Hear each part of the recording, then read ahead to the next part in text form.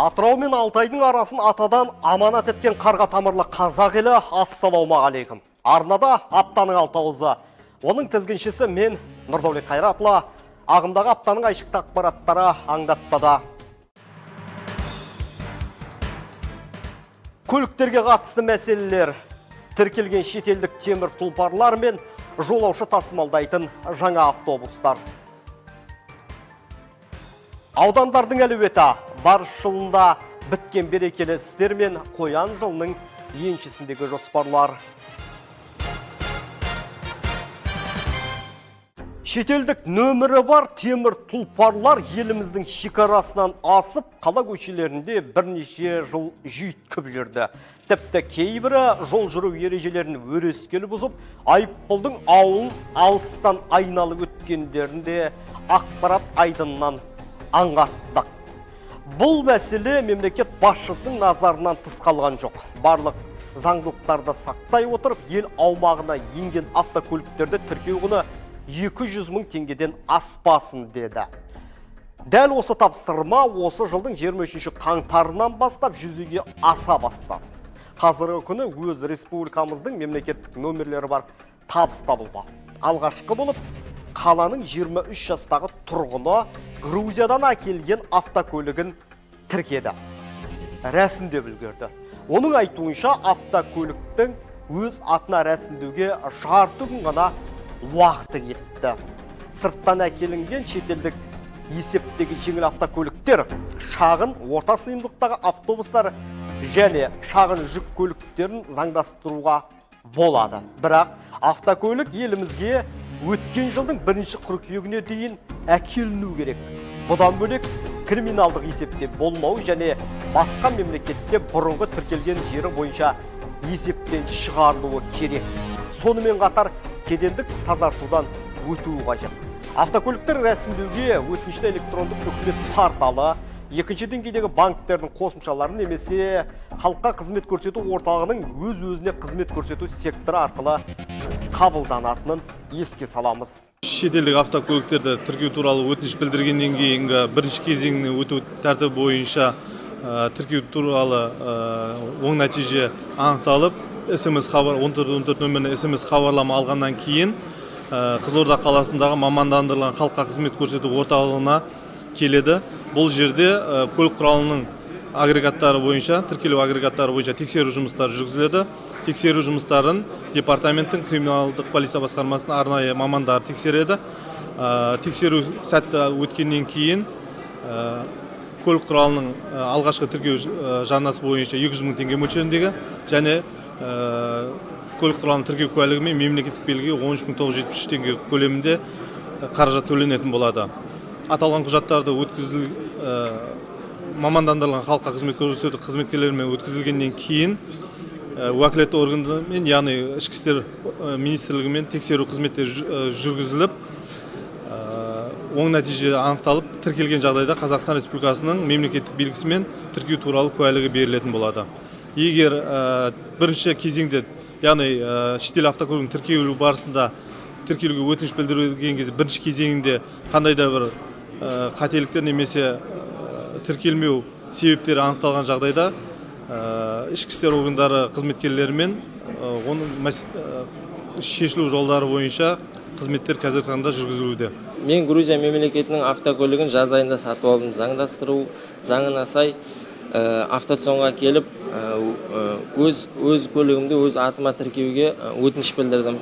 Мамандар көлікті техбайқаудан өткізді. Бүгін міне мемлекеттік нөмірімді алдым. Осы көлікті өз атыма тіркеуге жарты күн уақытым кетті. Автокөліктер тақырыбынан ауытқымаймыз. Ендігі кезекте жолаушылар тасымалына арналған автобустар. Олардың саны соңғы айларда артты. Аймақ басшысы тікелей тапсырма беріп, араласып жүріп, жауапкершілігі шектеулі серіктестіктің автопаркі жаңаланып қалды. Миллиардтар бөлінді бюджеттен, тіпті қарыздар да жабылды. Айта беретін несі бар, тақырыптан тайқымайық. Қатарға қосылған жаңа автобустардың келу себебімен қазіргі таңда Қызылорда автобус паркі серіктестігінде күнделікті 110-нан 120 дана автобус қалашылық 12 бағытта жүйткіп жолаушылар тасымалдап жүр. Сонымен қатар Ягодка саяжайы бойынша қызмет көрсетуде қолға алған. Қазіргі күні қоғамдық көлікке сұраныс жоғары болып тұр. Дәл осы сұранысты қанағаттандыру үшін биыл тағы да 150 автобус алуға 1 миллиард 434 миллион теңге бөлінді отыр. Кеше келген жаңа автобустардың барлығын бағыттарға қосып, қазір интервал жиелігі дейді ғой, екі арасы. Көп болса, көп дегенде 12-13 минутқа дейін қазір ұзақтаған. Бірақ қазіргі таңда ұстап отқан интервалымыз 10 минутқа дейін. Өйткені мынау қазір білесіздер час-пик деген болады. Азанғы таңғы уақытта, түскі уақытта және кешкі уақытта. Осы час-пиктердің кезінде біздер аралық жиелікті жақындатуға жұмыс жасап, соны жүйеге қойдық. Мынау азанғы уақытта арасы 7-8 минут болса, түске дейінгі уақыттар 10 минут, 12 минутқа дейін созылады. Түскі уақытта қайттан сол 7-8 минутқа жақындап жұмыс жасайтын болады. Мынау кешкі уақытта айтып отырсыз, кешкі уақытта бұл шешімін тапқан. Бұрындары болды енді, бұған дейін болды бұл жағдайлар. Қазіргі таңда бүкіл автобус паркіне қарасты 12 бағыттың үлкен сыйымдылықты автобустары кешкі сағат түнгі 21:00-ге дейін жүреді. Оны арнайы өзіміздің іштегі мамандарымыз бар. 21:00-ге дейін жүргізуін және оның аралық интервалын бәрін қарап отыратын арнайы мамандарымыз бар. Темір тұлпарлар тақырыбынан өзекті мәселенің тағы біріне бет бұрсақ. Осыдан бірнеше жыл бұрын республикалық және жергілікті бюджеттерден қомақты қаражаттар бөлініп, ескі су және кәріз құбырлары жаңарған болады. Десе де, көне құбырлардың қатары қалған еді. Былтырғы жылы тозығы жеткен 239 метр құбыр ауыстырылған көрінеді. Сонымен қатар Бәйтерек тұрғын үй ауданы ауыз сумен тұрақты қамтамасыз ету үшін осы аймақта 7 ұңғымадан тарататын су алу құрамының құрылысы 1 миллиард 195 миллион теңгеге жүргізуде. Жұмысын қазір оны Сәтсервис компаниясы жұмыстарын жүргізіп жатыр. Осы 23 жылға 10 шақырым ауыз су жүйесімен қолданысқа 12 бірлік КНС қайта жаңарту жұмыстарына 2 миллиард 518 миллион теңге атқару жұмыстары жоспарлауда. Ол ақша республикадан бөлініп, биыл Құдай қаласа сол жұмыстар атқарылады. Онымен қатар биолог тазарту станциясын қайта жаңғырту жұмыстарының жобалық сметаның құжаттарына қайта түзету жұмыстарын жүргізуде. Оған да қалалық бюджеттен 50 миллион теңге қарастырылып жатыр. Ал осы тазарту станциясын электрмен қамтамасыз ету үшін және жылу қамту жүйелерінің құрылысын жұмыстарына 274 миллион теңге бөлініп, тиісті жұмыстар қазір атқарылды.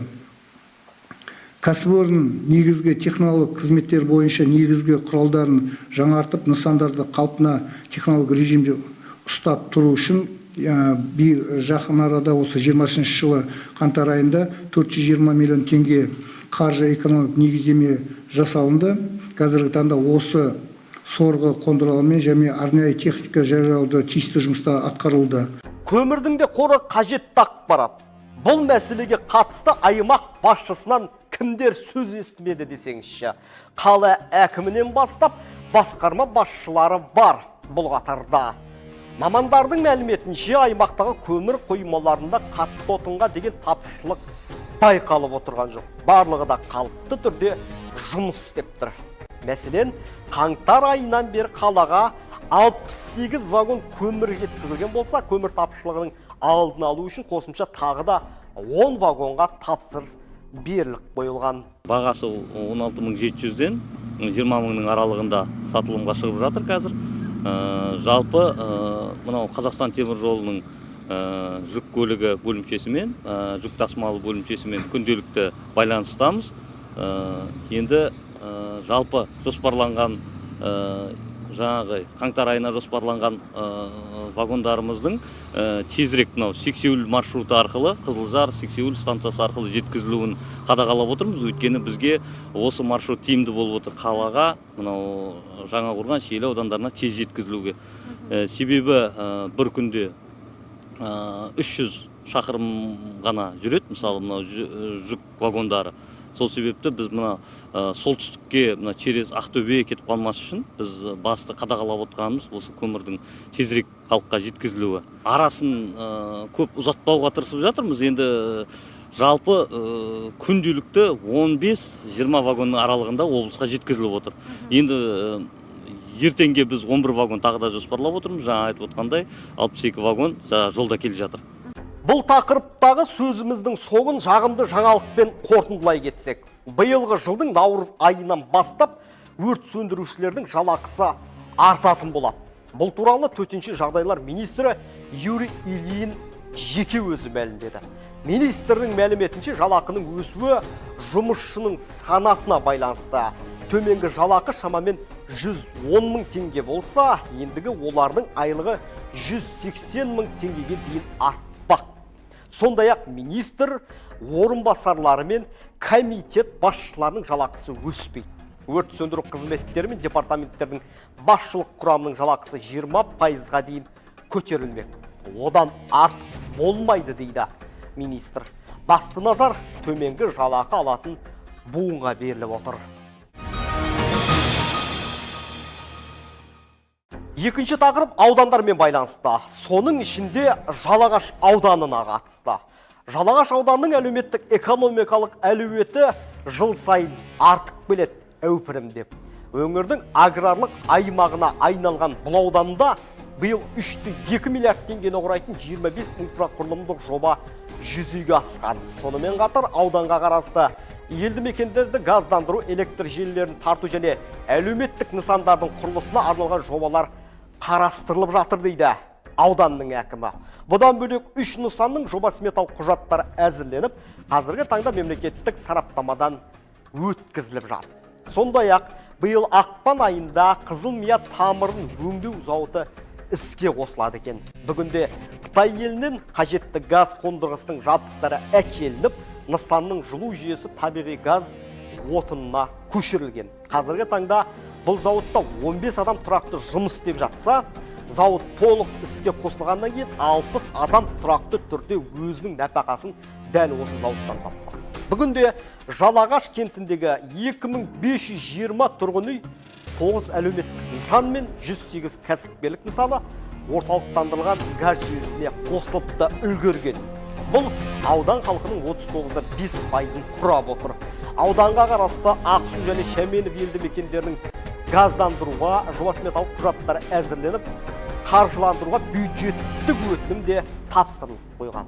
Ал Таң, Жаңақоныс, Аққұм, Бұқарбай Батыр, Қаракеткен, Далдабай елді мекендеріне газ желісін тартуға жоба сметалық құжаттары әзірленіп жатыр әзірге. Ерекше айта кететін жайт, биыл Ақтерек учаскесінде жаңа тұрғын ауданның инженерлік коммуникациялық инфрақұрылымын газбен жабдықтауға республикалық бюджеттен 603 миллион теңге қаржы бөлінген.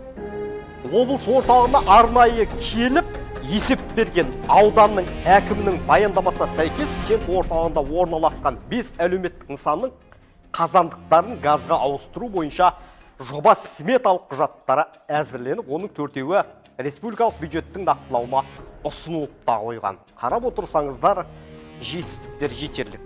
Аудан әлеуетінің ақбарын айтып болса, темір тордың арғы жағына бір үңілейікші. Номер 60-шы түзеу мекемесі. Қазіргі таңда бұл мекемеде 830-дан астам сотталған жазасын өтеп жатыр. Оның 204-і тұрақты жұмыс істеп жалақы алуда. Тіпті тапқан тиын тебендерін банк арқылы отбасына жіберіп жатқандар да бар.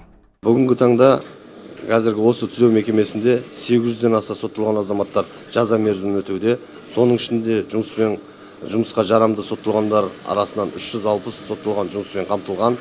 Бүгін өздеріңіз көргендей, бүгінгі атқарылып жатқан шара негізгі сотталғандарды жұмыспен қамту, жеке кәсіпкерлерді тарту, бірінші кезекте сотталған егер жұмыспен қамтылса тәртібі дұрыс болады.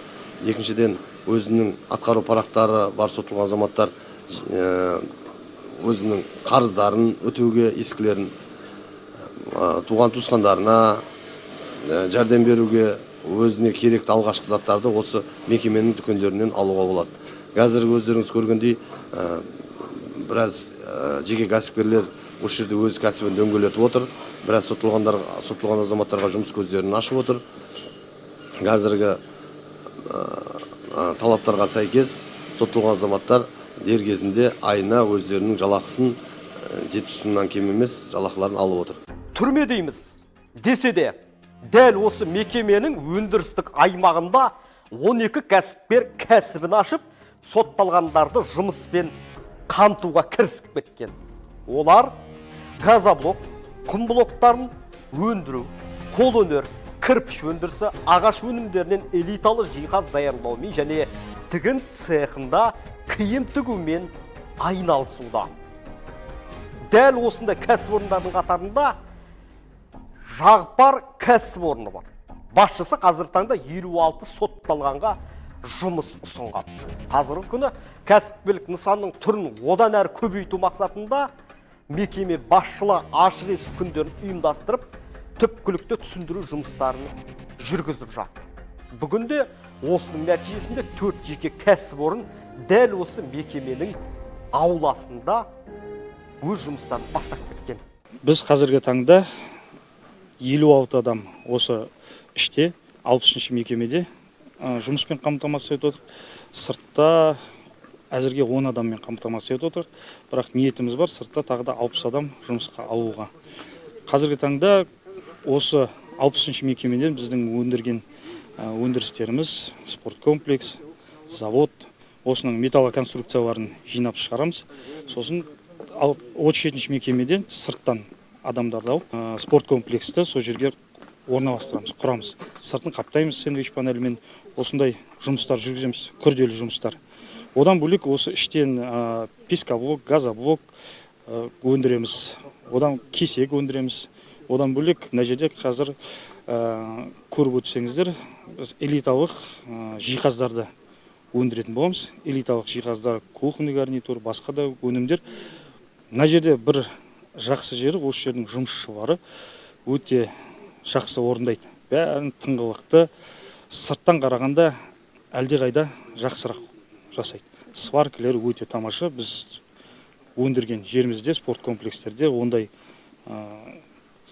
сваркілеген адамдарды табу қиын. Бірақ осы жерде жасап жатқан өнімдерімізді сыртқа тиімді пайдаланудамыз.